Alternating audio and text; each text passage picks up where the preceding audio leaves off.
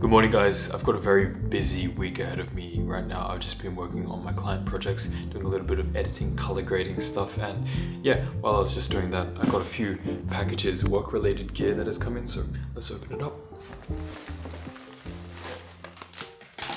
This is actually the most expensive camera lens that I've actually ever bought. This is the Sony G Master 24-70 2.8 version number 2. Now I'm getting this as a replacement to my Sigma version of the same lens. It's a 24-70. This is the working horse for my client work. It really does everything that I want. It's got wide angles, it's got close zoom, and having a 2.8 aperture allows me to really create a good amount of depth of field without going too crazy. And then the size of it, it's actually decent, but when I pair this up with my other cameras and I've got a lot of other gear with me, the size and weight really does add up over time. And that's why I've upgraded to this after, I don't know, I've had this for like 5 years, I think, but it's finally time I've upgraded. Check out the colors on this. Like, I think just like the depth and the separation you get with the f2.8 lens, like it's enough for this kind of video work. I've got the other lenses, you know, that go down to like f1.4, 1.8, etc. But 2.8 is honestly just fine. Like, and if you get too much separation, then you're not even getting everything in focus anyway. I feel like the 24-70 is one of the most boring lenses. It lacks a lot of character, but what you get is just a lot of versatility. And that's the main part, because if you're working as a freelancer and you're doing run and gun shooting, you want something that's going to be able to cover all your bases. The last thing I want to do is be opening my camera bag, switching out a lens, missing an important shot. I just think that having the versatility is just, it's worth the lack of character, and you can always just add in that character in post-production if you really do need it. Now, I got this G Master lens because it is significantly smaller and it is lighter in weight. Just feeling it right now, this is definitely heavier. I looked at the specs, this is like 900 grams, this is like 650. So it doesn't sound like much, but when you're holding it all day, that extra 300 grams can make a big difference, especially if it's on your camera. This has also got aperture rings on it, so I can adjust the aperture like on the body rather than in the camera. It's just a little bit more functional. And so yeah, we're going to be working with this one for the client work moving forwards. Whenever I buy a new lens, I always get a protector. This is the one that I've been getting recently. It's just worth it, man. You don't want to break your glass that's like worth thousands of dollars. You get something like this, very affordable. $50 for a very good quality clear glass lens. Screw that on. For documentation work, I think the visuals, it's very important, but the story and the conversation is more important. So if you're going to miss that because you're getting the shot, I think you're doing it the wrong way around. I've been using the Nissi True Color ND filters. I just think that they've got a really nice.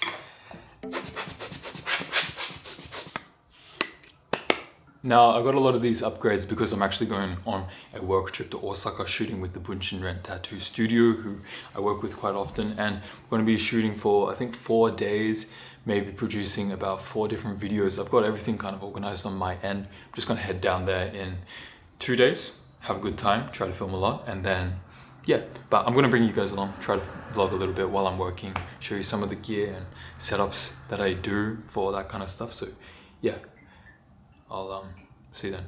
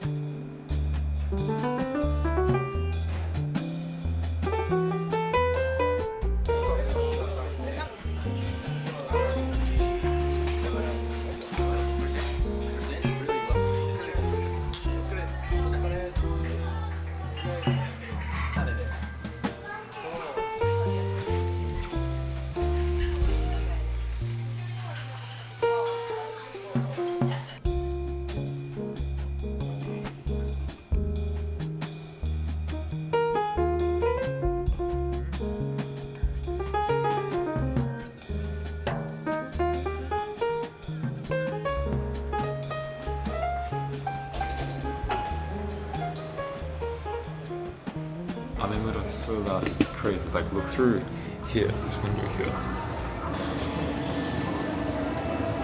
I wanted this vlog to be a little bit more content creator and freelance topic based, and so I asked you guys on Instagram if you had any questions for me, and I've got a few, so thank you. I just want to quick rapid fire answer some of your questions.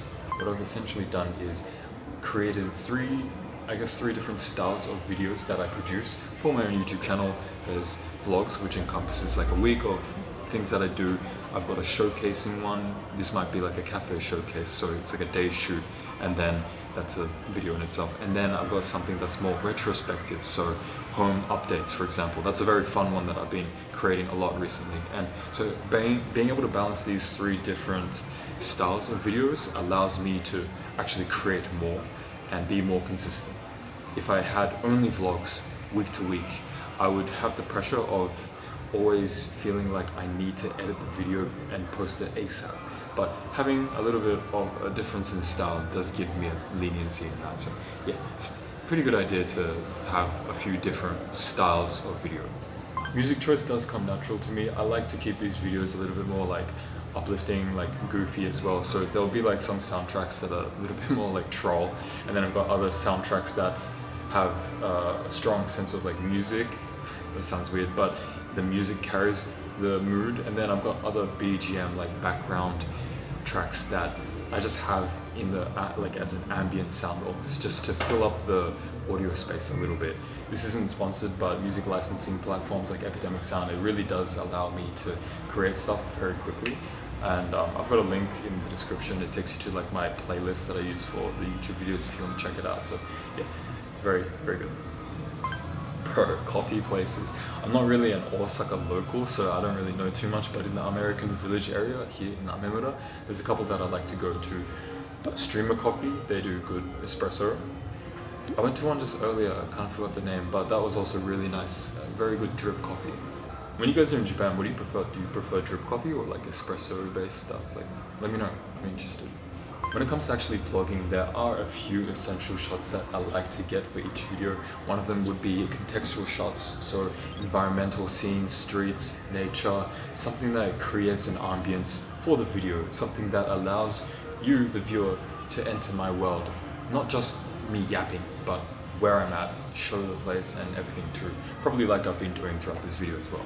Apart from that, if I have any specific dialogue that I want to mention or talk about, I just jot down little points throughout the week and then I have it on a notebook, and then yeah, when it's time to talk, I've got the notes. And then of course, I think it's really important not to break the balance between living your life as well as recording it and sharing it with the world, because if I vlog every single thing, I'm gonna start to hate it, and I definitely need time for me, my friends, when we're relaxing and just hanging out. So yeah, there's a very fine balance, but you know, you get used to it and you start to understand what your limits are with this kind of stuff too. The cringe thing, I don't think that ever really disappears. I think this inherently is kind of cringe. Like, you're talking to a camera, there's no one else here in this back storeroom area.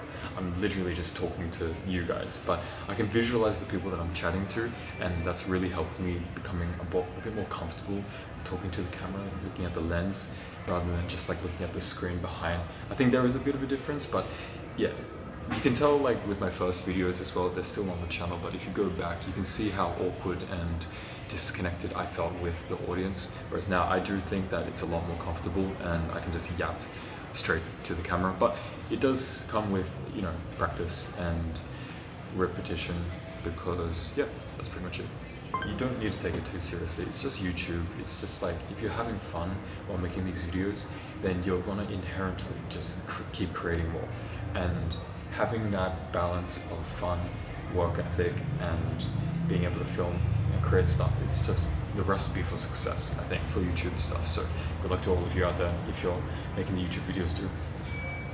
It's pretty busy. I might get a coffee or something, but yeah, gotta get back to work now. So thank you for the questions, and yeah, I'll see you in a little bit.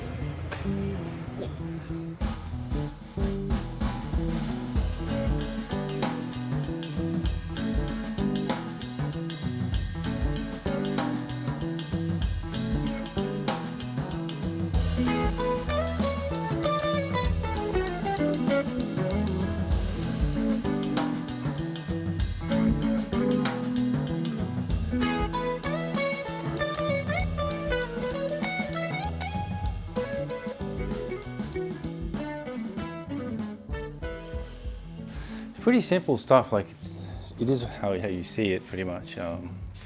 This is the kind of chill out area when you first come in, consultations and that kind of stuff. We have 3 booths.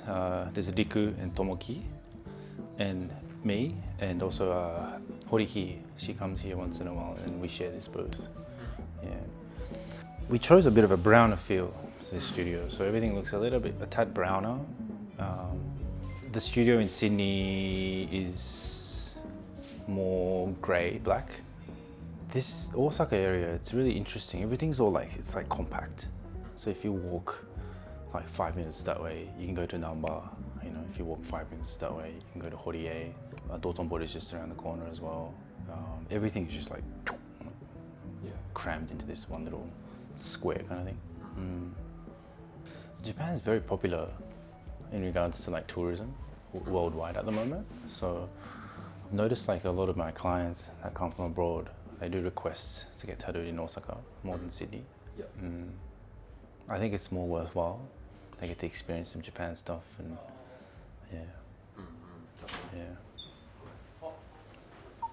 Boys.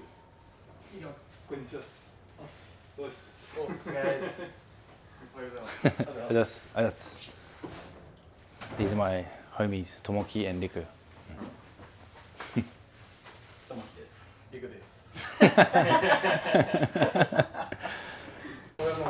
DJI のちっちゃいカメラ買ったっすね。ここにつけてる。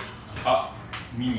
ミニです。お疲れです。お疲れ様です。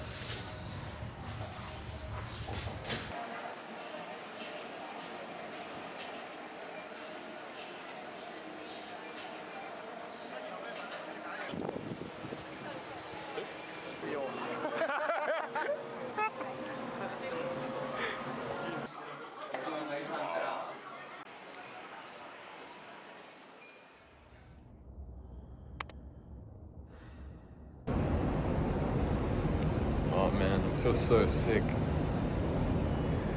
I have like a fever and just in bed all day.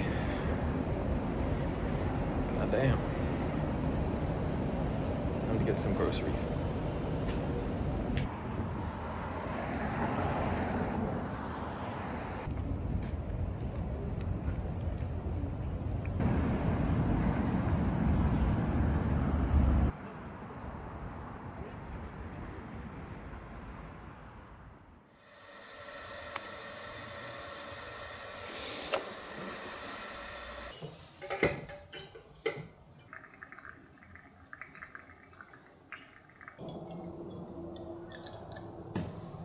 It's been a few days since I picked up the camera. I came back from Osaka and I was honestly just sick for a few more days. Food poisoning is honestly no joke. Don't think I've ever experienced anything like that. Put it simply, it's like full body chills, just like stomach aches and just like not being able to eat anything. There's like no appetite. I can't drink coffee. This is like my 3rd coffee in like a week, which yeah, it's kind of crazy. I wanted to film a lot more when I was in Osaka, you know, chatting with the artists, the tattoo artists about their freelance careers, like how they've gotten to the point that they are, as well as like answer some more questions from you guys. But yeah, I just never got the chance to do it because I was in bed for like 2 days straight, which is so sad. But anyway, I thought I had to pick the vlog back up at some point and there's no better time than the present. So, you know, I thought since I'm back home and feeling a lot better, I'll answer a few more of your questions and then maybe we can go do something fun. Okay, so this is a pretty big question. It's about like my medical science field, switching careers, becoming a photographer, videographer, burning out, etc. I used to work full-time at a pathology lab in Sydney. I did this full-time and then transitioned to part-time and then eventually out into complete freelance. And if you're an OG viewer, you might remember some of that stuff. But yeah, this is what I did coming out of high school. I graduated, went into university, did medical science, it's a bachelor's degree. I thought that the science way, because it was interesting, you know, it might be a field of choice for me. So yeah, I went into that, quickly realized that it wasn't going to be something for me. The pathology lab, they had many different floors with different specialties. I would go check out those specialties and I just couldn't see myself doing what they were doing. And so I quickly tried to find a way out of that. I played around with cameras my whole life, photography, so I thought, why not turn my passion into my job, I guess. And then, yeah, I started off with gigs, like shooting photos for friends, bands, etc. It was nothing really large, but at the same time I was building my social media, and with social media it was more video work, and I found that there was more of a market for video production than photography. This ties into the tattoo studio. They were my first retainer client for video work, and I produce videos with them all the time. It doesn't really burn me out because the video style I make with them is very different from the video style that I make for social media. These vlogs here, like, these are very chill. They're so calm, and when I'm editing them, it almost feels like a joke because it's just like I'm playing. But with the freelance client stuff, it's more serious. And so having that balance of serious work and fun, playful work, it's a good thing for me because this is all video editing for me. So the differences really make it interesting. Do I feel pressure with all of this? Now, yes, of course, I feel the pressure. Creating 6 to 7 videos for YouTube a month constantly, it is a lot of work. And then on top of that, Instagram things, other social media stuff, and then balancing this with the rest of my life. It is a lot, but I really honestly just think I'm in a very privileged position to be able to have this kind of work as my job. And so I try not to complain. And I know that can sound toxic, but when I was a kid, just 5 years ago, if I was in my shoes right now, would I complain about what I'm doing? Absolutely not. And I think that kind of mentality definitely helps me push through those harder days with a lot of work. But I don't see myself keeping up this kind of workload for the next 10 years. I think I'm going to have to switch something else out. It's not sustainable for me, but for the time being, it definitely is fine. I just deal with it. I'd say half a year ago, I was editing a little bit more fast-paced, more choppy, high-speed edits with more rap music, hip-hop music in my vlogs as well. And that's definitely phased out into a more long-form thing. I don't know, but I kind of prefer watching YouTube videos that are 15 to 30 minutes long. I just enjoy the sit down, putting something on, and then just watching that either while I'm doing something else. And I create my videos very similar. I want to create it so that you guys who are, waking up or just having coffee in the morning while eating breakfast, or just in the evening while having dinner, I think that's the audience I'm trying to target. So that 15 to 30 minute window is perfect for me. I just enjoy making these slower paced videos. I think it's a refreshing thing for me as well. I'm always on Instagram scrolling, a lot of high retention, quick paced editing stuff. So I think it's nice to put something out there that's more chill. Listen, if you guys want to grow on social media, I think you need to understand that content creation is like a sport. You need to be constantly exercising to be able to perform at a high level. And not only that, you need to be focused on what you're exercising on.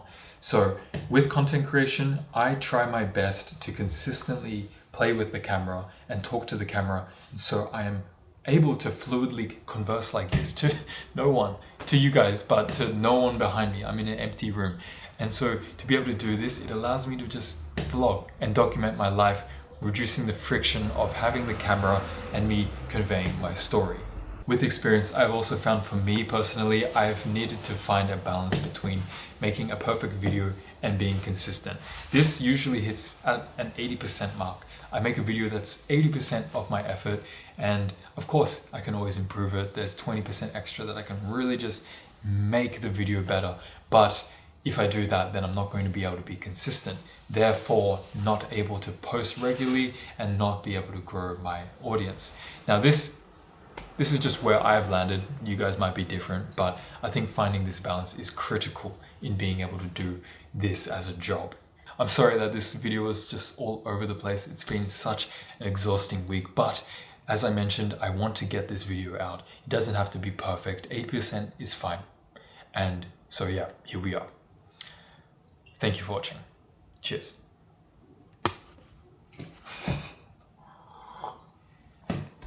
Long ass week.